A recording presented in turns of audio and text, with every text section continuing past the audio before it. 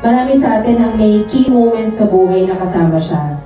Minsan meron lang siyang nasabi, may tumatak dahil tinamaan ka, may napuna siya na na-challenge ka. Kasi ganun ang nanay, di ba? She's so passionate about everything. At alam mo na kapag may sinabi siya, minimin niya yun.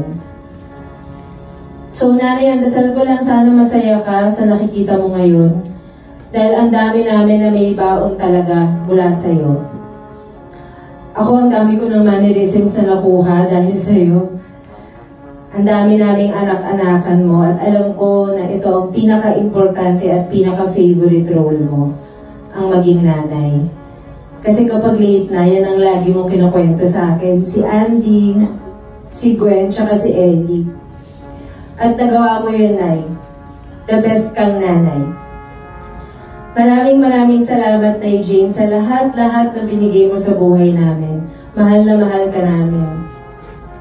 Pag konti na lang yung eksena mo, sinasabayan kita sa excitement mo na uuwi ka na. Ito lang yung pagkakataon na hindi ako masayang napakap ka na.